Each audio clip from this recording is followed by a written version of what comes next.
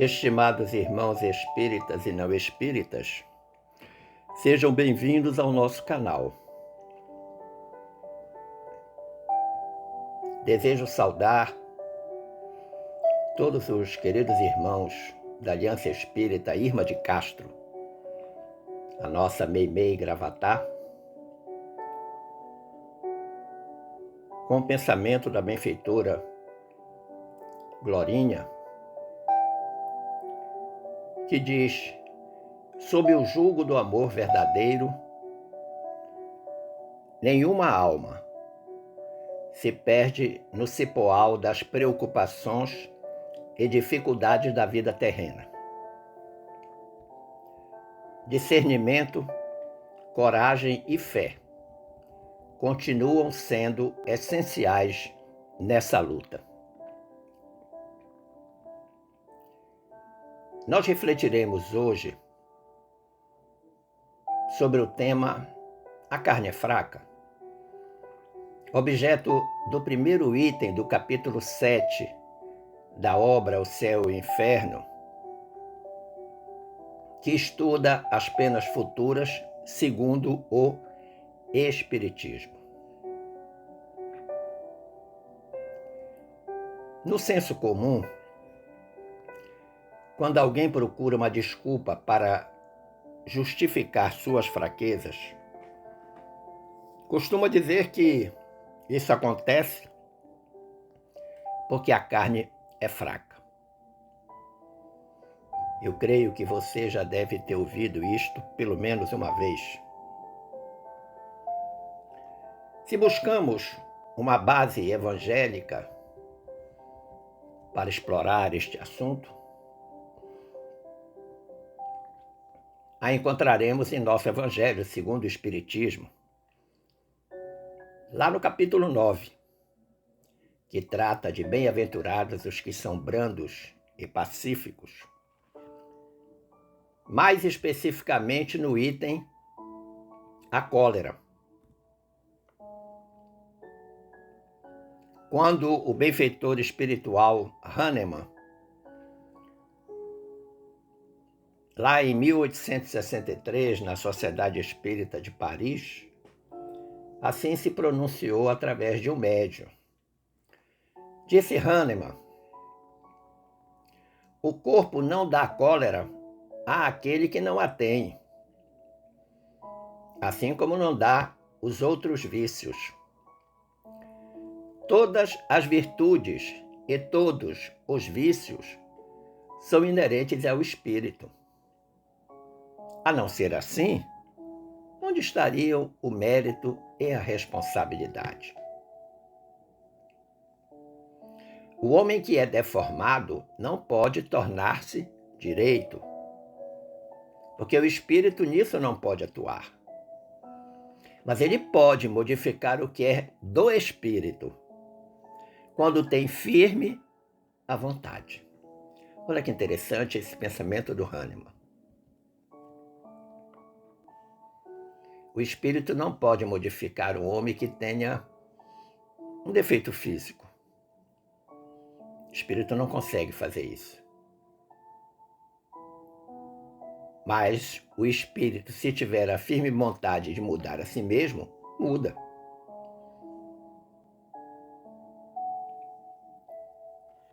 Se nós visitarmos os poemas do escritor e poeta português Antero Tarquínio de Quental, mais conhecido como Antero Quental, que viveu entre 1842 e 1891 em Portugal.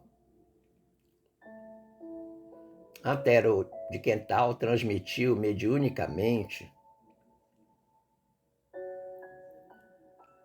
algumas quadras maravilhosas acerca da expressão "a carne é fraca", num poema que ele intitulou A Carne e o Homem, que começa assim: chamou a carne ao homem, foge a lida, embriaga-te, Sônia, tudo é nada. A terra é a nossa vinha iluminada, e eu sou a tua noiva apetecida. E o pobre cavaleiro em desabrida, sobre o corcel da mente incontentada, gozou, riu-se e fugiu à luz da estrada, procurando o prazer de alma insofrida. Mas veio um dia o tempo e disse: para! E alterando-lhe a face nobre e rara, deu-lhe a velhice amargurosa e dura. E ofegando na carne, quase morta, o homem triste caiu vencido à porta do jazigo abismal da sepultura. A gente percebe que Antero de Quental retrata fielmente o papel da tentação naquilo que o homem pode ter de mais fraco, que é a carne, enquanto representante do seu lado material, mas que só fraqueja se o espírito assim o desejar. Se o espírito se mantiver firme, não haverá o fracasso da carne. Então a gente pode entender que fraca não é a carne. Fraco é ou será o espírito. A gente identifica, então, nestas quadras poéticas de Antero de Quental, o papel da tentação e o day after desta tentação, com seu competente remorso. No primeiro momento das quadrinhas, a gente percebe a tentação seduzindo o homem e depois, usando uma expressão da juventude, quando ele cai na real, o remorso que o assombra.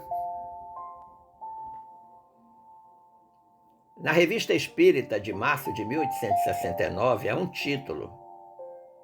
texto, melhor dizendo, intitulado A Carne é Fraca, Estudo Fisiológico e Moral, e que se constitui a parte inicial do capítulo 7 dessa obra O Céu e o Inferno, que eu falei anteriormente, e no qual se lê: há tendências viciosas que são evidentemente próprias do espírito, porque se apegam mais ao moral do que ao físico. Não há uma quantificação dessas tendências, né? Nem muito, nem poucas. Não. Os espíritos colaboradores não quantificaram essas tendências viciosas, mas disseram algo importante, que elas se apegam muito mais ao moral do que ao físico. E mais adiante, os benfeitores espirituais disseram: hoje está plenamente reconhecido pelos filósofos espiritualistas que os órgãos cerebrais, correspondentes às diversas aptidões, devem o seu desenvolvimento à atividade do espírito. Assim, esse desenvolvimento é um efeito e não uma causa.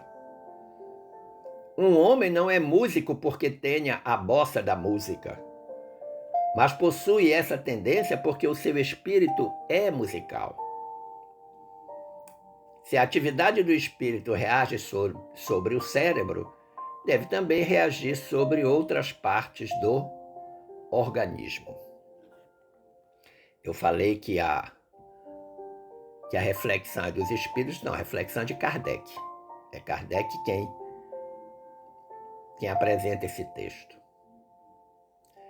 Então nós podemos dizer que o homem vive em permanente conflito entre o espírito e a matéria, o corpo físico. E a resposta é sim. A herança das reencarnações anteriores vem para a reencarnação atual. E tudo aquilo que foi objeto de queda retorna para que o homem possa vencer esse desafio e aprimorar-se espiritualmente. Sem dúvida que todos nós, da lide espírita, bem sabemos disso. Mas você pode perguntar: como vencer então os nossos conflitos interiores e as nossas tendências menos construtivas? É uma boa pergunta. E aí eu vou me permitir trazer até você ensinamentos do Espírito Emmanuel, que estão lá no capítulo 23 da obra Rumo Certo. Esse capítulo intitula-se Aprimoramento. Diz o Emmanuel: tanto quanto sustentamos confidências menos felizes com os outros, alimentamos aquelas do mesmo gênero de nós para nós mesmos. Como vencer os nossos conflitos interiores? De que modo eliminar as tendências menos construtivas que ainda nos caracterizam a individualidade? Indagamo-nos. De que modo esparzir a luz se muitas vezes ainda nos afinamos com a sombra? E perdemos tempo longo na introspecção sem proveito, da qual nos afastamos insatisfeitos ou tristes. Estes 5 primeiros parágrafos do Emmanuel são extraordinários, né? Primeiro porque ele já apresenta de início a ideia da fofoca, do comentário maledicente que nós fazemos uns com os outros. E diz mais, que esses mesmos comentários maledicentes nós fazemos conosco mesmo, de nós para nós mesmos. E evidentemente que isso cria uma energia negativa e nós, na qualidade de antena parabólica, começamos a atrair, mediante este tipo de pensamento, todos aqueles que se afinam com esse pensamento que estamos produzindo. E ele faz uma pergunta interessante, ele diz: como esparzir a luz? Como espalhar a luz se a gente fica afinado com a sombra? Se a gente prefere a escuridão? E arremata dizendo que é uma perda de tempo, da qual a gente normalmente sai triste, sai insatisfeito. A gente percebe que existem 3 constatações bem evidentes nesses primeiros 5 parágrafos. Primeira, a indústria da bobagem que povoa o nosso pensamento e que é em larga escala responsável pelos muitos conflitos interiores que carregamos. A segunda constatação de que a tentação continua tutelando pensamento e ações nossas, fazendo com que nós abandonemos a luz em favor da sombra. E a terceira constatação, o tempo que se perde na escala da evolução, ou na escalada da evolução. Mas aí o Emmanuel prossegue já com uma justificativa plenamente lógica para o que ele disse anteriormente. Ele diz: ponderemos, entretanto, que se os doentes estivessem proibidos de trabalhar, segundo as possibilidades que lhes são próprias, e se os benefícios da escola fossem vedados aos ignorantes, não restaria à civilização outra alternativa que não a de se extinguir, deixando-se invadir pelos atributos da selva. Muito interessante a justificativa que ele apresenta. Lógica. Em primeiro lugar, ele faz uma chamada em relação à criatura que está doente. Mas, mesmo na condição de doente, a depender de como ela se sente, ela pode trabalhar. Mas se toda pessoa, qualquer que fosse a doença, ficasse impedida de trabalhar, da mesma forma que o sujeito que fosse ignorante não pudesse entrar na escola, todo mundo ia ficar num estado primitivo, selvagem. E ele continua dizendo: felicitemo-nos pelo fato de já conhecer as nossas fraquezas e defini-las. Isso constitui um passo muito importante no progresso espiritual, porque com isso já não mais ignoramos onde e como atuar em auxílio da própria cura e burilamento. Então, nesses parágrafos que se seguem, o 6, o 7 e o 8, a gente percebe que o benfeitor esclarece que não há determinismo na relação com a tentação ou com os desafios da vida que nos visitam para ferir as nossas qualidades espirituais. Porque, no fundo, tudo se trata do uso do livre-arbítrio, de uma escolha. E mais, ele nos chama a atenção para um fato importante, que é o de conhecermos as nossas fraquezas. A nossa autopercepção, ou como alguns querem chamar, autoconhecimento. E ele diz que é importante que nós nos felicitemos por isso, por já termos a consciência plena dos nossos defeitos e imperfeições. Mas isso não é suficiente. De nada vai adiantar ficar no campo do diagnóstico das imperfeições. É necessário empreender esforços para superar essas deficiências. E aí vale a pena nós recordarmos Allan Kardec no item 4 do capítulo 12 do capítulo 17 do nosso Evangelho. Capítulo 17 é Sede Perfeitos. O item 4 deste capítulo é os bons espíritas. E lá está grafado: reconhece-se o verdadeiro espírita pela sua transformação moral. Se reconhece-se o verdadeiro, é porque existe o falso.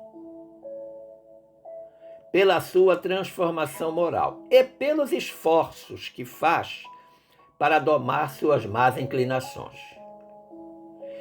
Enquanto um se compraz em seu horizonte limitado, o outro, que compreende alguma coisa de melhor, se esforça por desprender-se dele e sempre o consegue quando tem firme a vontade. Normalmente, quando se fala nesse item 4, não se lê toda a sentença, fica-se só no início dela. Reconhece o verdadeiro espírito pela sua transformação moral e pelos esforços que faz para domar suas más inclinações. A maioria das vezes em que se precisa fazer uma citação desse item 4 se faz até aí. Mas é preciso a gente atentar para a continuação da sentença, do parágrafo. Enquanto um se comprar no seu horizonte limitado, o outro compreende que tem algo melhor.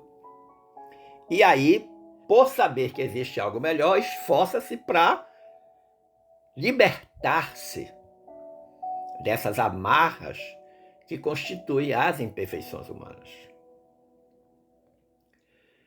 Mas o Emmanuel continua dizendo que somos espíritos endividados perante as leis divinas, em nos reportando a nós outros, os companheiros em evolução na Terra, não padece dúvida.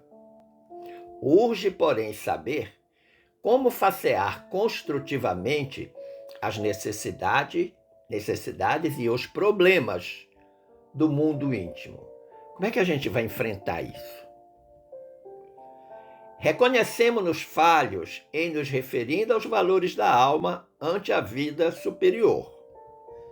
Mas, coloca uma conjunção diversativa, abstenhamo-nos de chorar inutilmente no beco da autopiedade.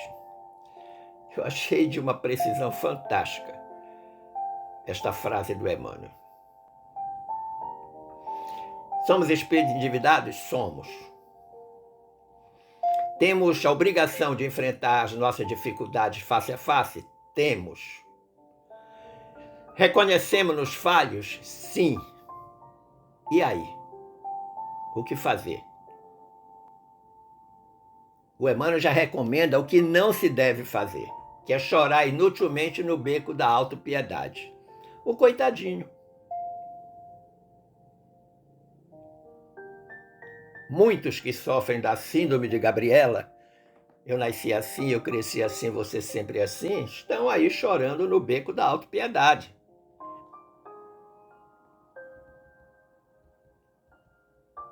Nós temos que enfrentar as nossas necessidades, os nossos problemas de frente, sem nenhum tipo de medo, reconhecendo-os, mas estando profundamente empenhados em superá-los. Ao invés de nos colocarmos como pobrezinhos, como coitadinhos, choramingando pelos cantos da alma, sem resolver a dificuldade, não nos leva a lugar nenhum. E aí, para facilitar a nossa vida, o Emmanuel termina nos oferecendo um cardápio de sugestões de ação que poderão nos ajudar a superarmos essas nossas dificuldades. Ele diz: ao invés disso, em vez de ficar chorando no beco, trabalhemos na edificação do bem de todos, sem regime de exceção. Cultura é a soma de lições infinitamente repetidas no tempo. Temos que desenvolver a cultura do bem, do amor. Virtude é o resultado de experiências incomensuravelmente recapituladas na vida. A virtude é uma consequência de tudo que a gente já passou e que vai simplesmente separando o joio do trigo até ficar só com o trigo. Mas é preciso que a gente venha recapitulando as lições e depurando toda a parte negativa até que nós fiquemos só com o punhado positivo, que é a virtude. Diz ainda o Emmanuel: Jesus, o mestre dos mestres, apresenta uma chave simples para que se lhe identifiquem os legítimos seguidores. Conhecê-los-eis pelos frutos. Essa é uma frase de Jesus. Então, se nós precisamos ser identificados como cristãos, como espíritas cristãos, vai ser pelos frutos do nosso trabalho, da nossa prática do bem, da caridade, do amor ao próximo, do respeito com o semelhante. E aí ele faz uma chamada de atenção, ele diz: observemos o que estamos realizando com o tesouro das horas. E de que espécie são as nossas ações a benefício dos semelhantes? Olha que interessante. Principalmente para aquelas pessoas que vivem dizendo que não tenho tempo, não tive tempo, não terei tempo. Tesouro das horas. Tempo é questão de preferência. Nós escolhemos, nós decidimos pelo livre-arbítrio o tempo que precisamos para fazer as coisas. Mas ele também pede que a gente recomende, que observe, melhor dizendo, a espécie das nossas ações. Essas ações que estamos realizando, elas são benéficas para os outros ou benéficas só para nós? E ele diz mais: e procurando aceitar-nos como somos, sem subterfúgios ou escapatórias, evitemos estragar-nos com queixas e autocondenação, diligenciando buscar, isto sim, agir, servir e melhorar-nos sempre. Ou seja, sai do beco da autopiedade e vai para a luz do bem. Vai para a luz do amor. Não adianta ficar na lamúria, no choramingo, inclusive se autocondenando, se queixando. Levanta, ergue a fronte e vai à luta. Porque o agir e servir em favor do próximo nos melhorará sempre. E ele finaliza dizendo: em tudo que sentirmos, pensarmos, falarmos ou fizermos, doemos aos outros o melhor de nós. Olha lá, hein? Sentir, pensar, falar e fazer.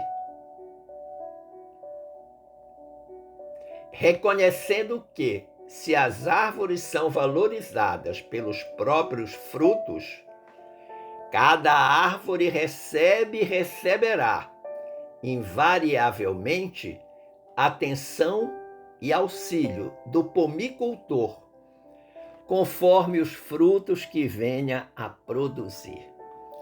Esse Emmanuel é sensacional. Olha que interessante. Nós somos a árvore. Jesus é o pomicultor. Ele vai nos observar, Deus vai nos observar de acordo com os frutos que nós produzimos. Ora, se uma árvore produz bons frutos, ela estará sempre recebendo do pomicultor, daquele que é responsável por ela, a melhor atenção, o melhor dos auxílios, recebendo bom adubo,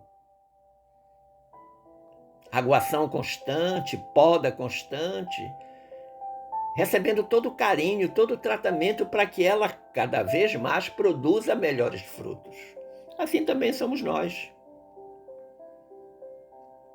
Muitos querem ser protegidos pela graça divina, mas não dão nada em troca ao semelhante. Fruto do próprio empenho, do próprio esforço.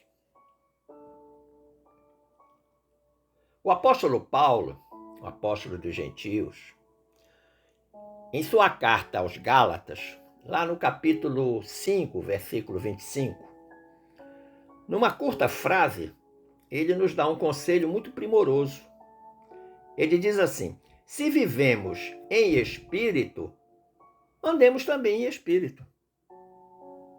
Ora, se eu sou um espírito temporariamente albergado num corpo físico, numa experiência carnal, eu tenho que me comportar como espírito, porque é o que vai prosseguir depois que o corpo acabar.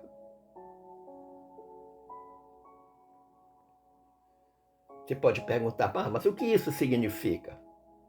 Olha, recordemos que verdadeiramente nós somos seres espirituais. Verdadeiramente somos seres espirituais, vivendo temporariamente uma experiência carnal, que é necessária e obrigatória, e sem a qual nós nos distanciaríamos muito do progresso pretendido. O Livro dos Espíritos é uma pergunta se a reencarnação é necessária, e os Espíritos respondem: sim, Deus vos impõe para fazê-los progredir. Não haverá progresso se o espírito não estagiar na carne. E sobre esse versículo de Paulo, se vivemos em espírito, andemos também em espírito, lá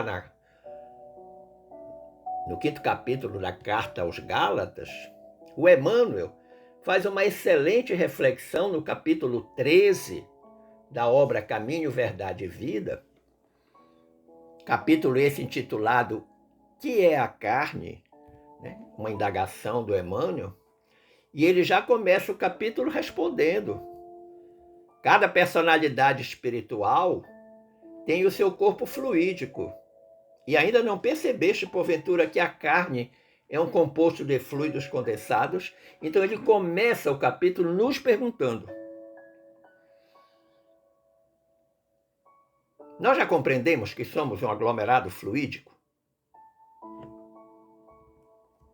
E o Emmanuel continua: naturalmente, esses fluidos, em se reunindo, obedecerão aos imperativos da existência terrestre, no que designais por lei de hereditariedade. Muitas vezes nós queremos dizer que um filho, do ponto de vista comportamental, é a cópia do pai. Ele pode até espelhar-se nos comportamentos do pai. Mas o que ele vai ter do pai e da mãe, na combinação do X e do Y, o que ele vai ter é a hereditariedade explicada pela genética. Mas do ponto de vista espiritual, este filho é um espírito absolutamente independente do pai e da mãe. A gente diz: fulano puxou a Beltrano. né? O filho puxou o pai, o filho puxou a mãe. Isso é uma expressão que normalmente a gente ouve. Por isso que o Emmanuel diz, mas esse conjunto, esse aglomerado fluídico, que é o próprio corpo físico, é passivo e não determina por si.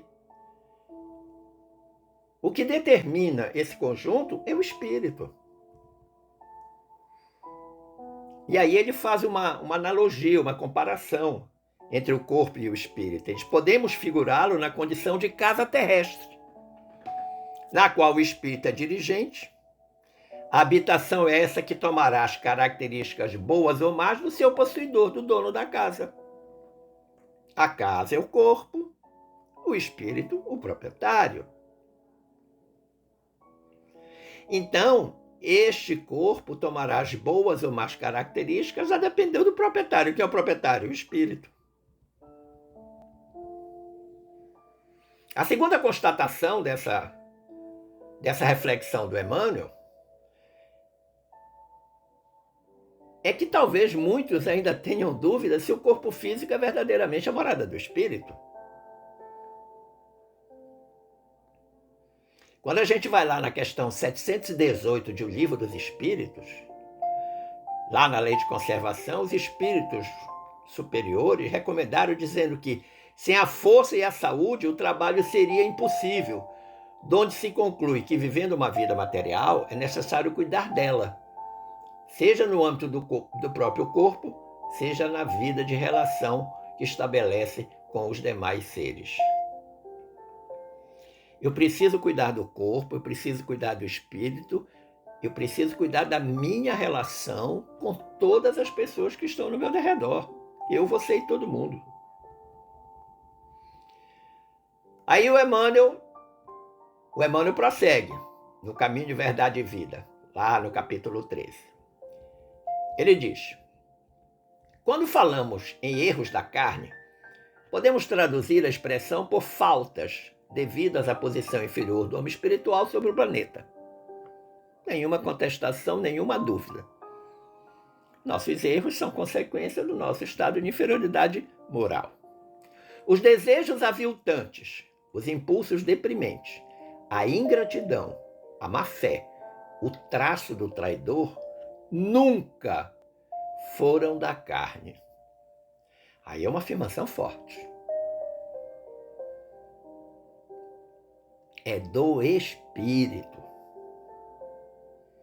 E o Emmanuel prossegue dizendo, é preciso se instale no homem a compreensão de sua necessidade de autodomínio, acordando-lhe as faculdades de disciplinador e renovador de si mesmo em Jesus Cristo, nosso modelo e guia.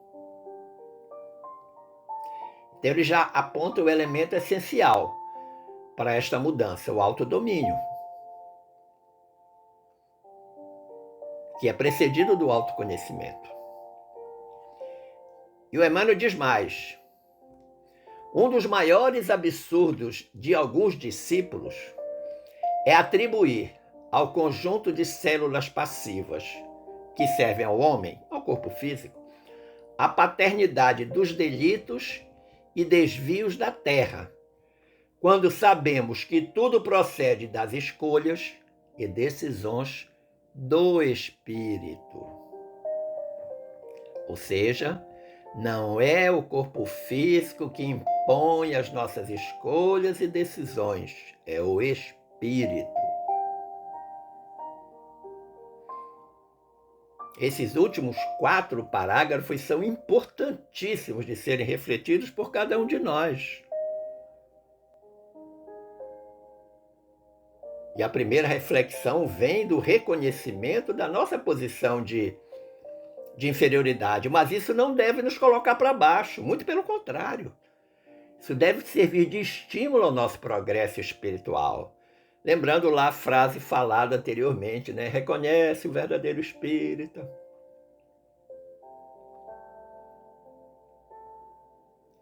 Outra coisa importante a ser percebida, a ser refletida, é que aqui aparece um elemento bem singular nessa luta, né? Que é o autodomínio. O Emmanuel afirma: tudo procede das escolhas e decisões do espírito. E aí eu encontrei, na lição 32 da obra O Espírito da Verdade, uma frase do André Luiz que casa certinho com essa afirmação do Emmanuel: tudo procede das escolhas e decisões do espírito. O André Luiz diz assim: cada dia é novo ensejo para adquirirmos enfermidades ou curar nossos males. Então ele coloca dois extremos da questão, e entre esses dois extremos, a nossa capacidade de escolher, o nosso livre-arbítrio. Ele prossegue, o André Luiz: o melhor remédio antes de qualquer outro é a vontade sadia. E aí vale a pena, eu recomendo ler no livro do Leon Denis, O Problema do Ser, do Destino e da Dor, o capítulo sobre a vontade. O André Luiz diz: porque a vontade débil enfraquece a imaginação, e a imaginação doentia debilita o corpo. A vontade débil enfraquece a imaginação. Nós ficamos com pensamentos torpes, frágeis. Nos fragilizamos a partir do que pensamos. E o André Luiz afirma com segurança: doença do corpo pode criar doença da alma. E a doença da alma pode acarretar a doença do corpo. Então é uma estrada de dupla via, de mão dupla. O corpo adoecendo a alma adoecendo o corpo. Veja quão importante se estabelece nesse momento para todos nós a questão do equilíbrio. A vontade sadia que o André Luiz fala, eu entendo que ela é consequência desse autodomínio que todos nós devemos ter sobre as influenciações que nos visitam diariamente. Na realidade, elas não nos visitam, elas são chamadas. Elas são atraídas por nós mesmos através dos pensamentos. E quando a gente raciocina nesta lógica, a gente entende facilmente o porquê do alerta evangélico de Jesus quando disse: vigiai e orai. Agora, é bom não esquecer que a vigilância espiritual não exclui a previdência material e vice-versa. Ou seja, eu vigio o meu espírito, mas preciso vigiar meu corpo. Eu vigio o meu corpo, mas preciso vigiar o meu espírito. É um trabalho simultâneo. É necessário ter prudência no que armazenamos na matéria ou no campo do espírito. Aqueles sentimentos menos edificantes e que acabam sendo os nossos grandes obstáculos. Lembrar da nossa limitação de ainda não conseguirmos, mas um dia conseguiremos, viver plenamente os ensinamentos de Jesus. É por essa razão, creio eu, que Kardec, lá na obra O Céu e o Inferno, diz assim: o espírito é, deste modo, o artista do próprio corpo, por ele talhado, por assim dizer, a afeição de suas necessidades e a manifestação das suas tendências. Olha que interessante. O espírito moldando o próprio corpo em função das necessidades desse próprio espírito e das tendências que ele traz consigo. E ele diz mais, o Kardec: desta forma, a perfeição corporal das raças adiantadas deixa de ser produto de criações distintas para ser o resultado do trabalho espiritual que aperfeiçoa o invólucro material, à medida que as faculdades aumentam. Olha que interessante.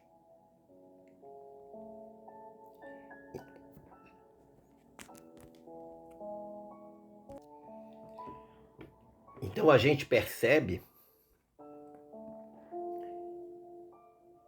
que essa perfeição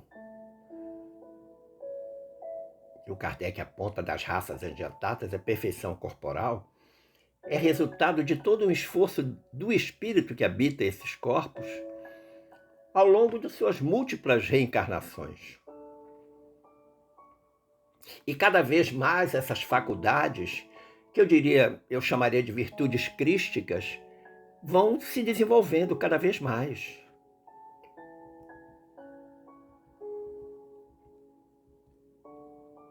Por isso compreendemos a lição da obra anteriormente citada, em que se diz: a ação do espírito sobre o físico é tão evidente que não raro vemos graves desordens orgânicas sobrevirem a violentas comoções morais. Está lá no Céu e o Inferno. É nesse momento que se confirma que fraco é o espírito em sua comoção moral e que o reflexo dessa comoção na carne é mera consequência que obedece à lei de causa e efeito.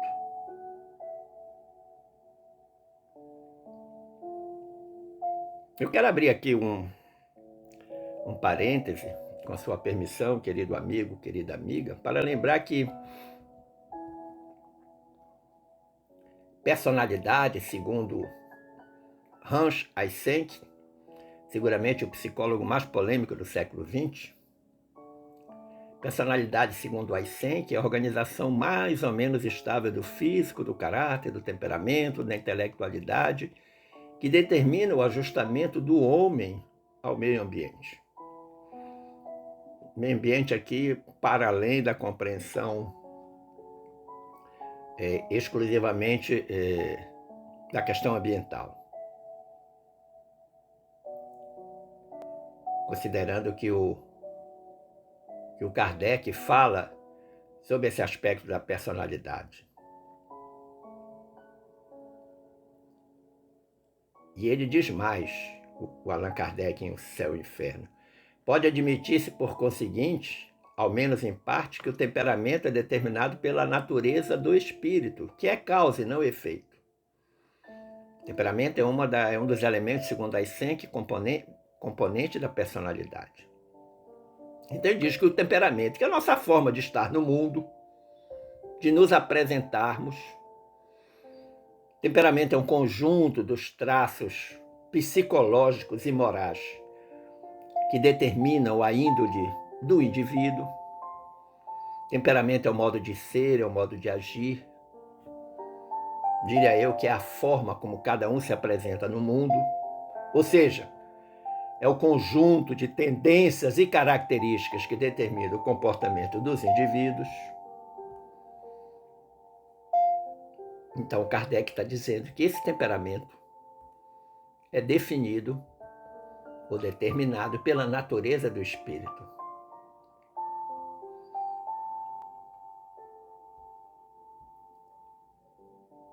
Conclusivamente, nós poderíamos dizer que a moral do espírito não justifica que cada um de nós possa excusar-se dos erros por fraqueza da carne. Porque isso não passaria de um sofisma para escapar da responsabilidade. Não podemos então dizer que os nossos erros são porque a carne é fraca. Nossos erros vêm da fragilidade moral do espírito. Lembrando que foi falado anteriormente, a carne só é fraca porque o espírito é fraco. Fraco no sentido de afirmar-se diante do desafio para o progresso. Se eu disser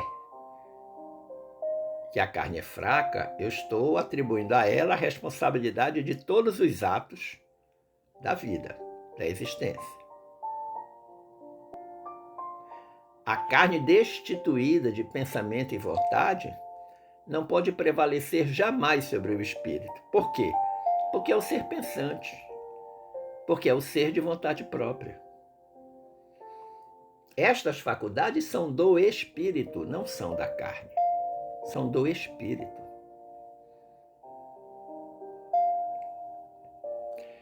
Esperando ter contribuído para o entendimento deste assunto, objeto do estudo da obra O Céu e o Inferno que estamos fazendo ao longo desses meses, eu agradeço o carinho da atenção dispensada e das boas vibrações. Fiquemos todos em paz com Jesus. Um forte abraço.